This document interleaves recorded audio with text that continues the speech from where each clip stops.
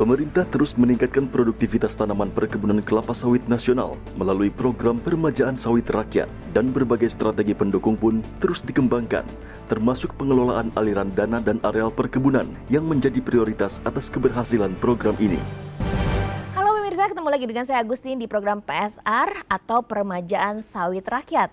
Sebuah program strategis nasional dari pemerintah dalam meningkatkan produktivitas tanaman perkebunan kelapa sawit. Untuk mendukung program PSR ini, pemerintah membentuk Badan Pengelolaan Dana Perkebunan Kelapa Sawit atau BPD PKS. Dan hingga tahun 2020 lalu, BPD PKS menyalurkan dana sebesar 5,3 triliun yang mencakup lahan seluas 200,2 ribu hektar. Dan pada episode PSR kali ini kita akan membahas bagaimana strategi penyaluran dana PSR agar tepat guna dan juga tepat sasaran.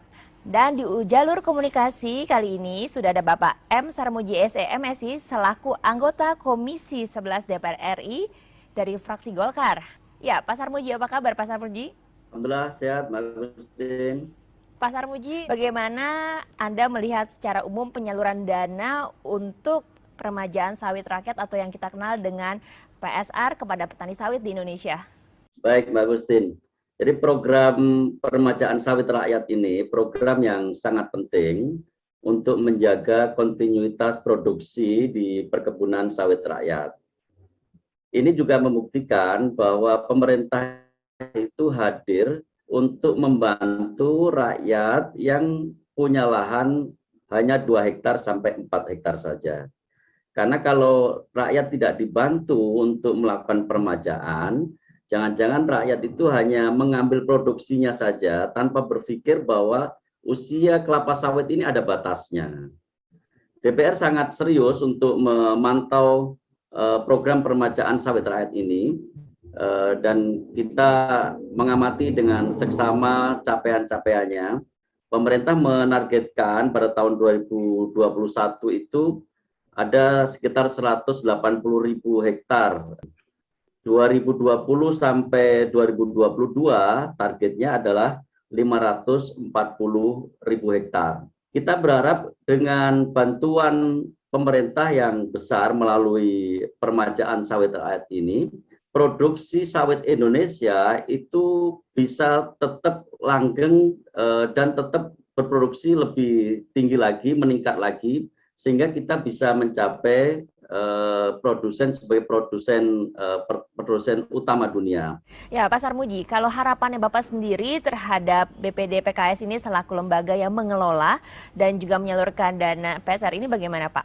Sebenarnya ada beberapa hal ya yang dalam pantauan DPR itu selalu disebutkan baik dalam rapat-rapat maupun dalam diskusi-diskusi terbatas kita.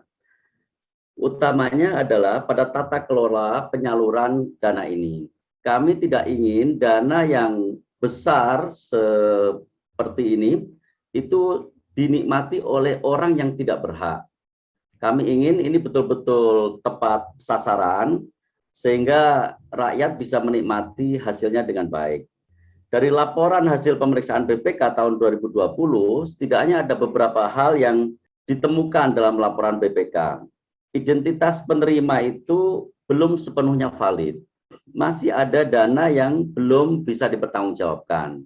Monitoring dan evaluasinya itu belum maksimal. Oleh karena itu, kita ingin sekali menekankan supaya peremajaan sawit rakyat ini maksimal. Kuncinya ada 2 saja. Pertama adalah transparansi dan yang kedua adalah akuntabilitas. Baik menyangkut penerima maupun menyangkut tata kelola yang lebih luas lagi. Ya, baik, terima kasih Pak Sarmuji untuk waktunya. Semoga strategi penyaluran dana yang telah disiapkan bisa berjalan dengan tepat guna dan tepat sasaran ya. Dan pemirsa, demikianlah program PSR kali ini. Sampai ketemu lagi di episode berikutnya dengan pembahasan yang tidak kalah menarik dan penting tentang perkembangan produktivitas perkebunan kelapa sawit di Indonesia. Saya Agustin, sampai jumpa.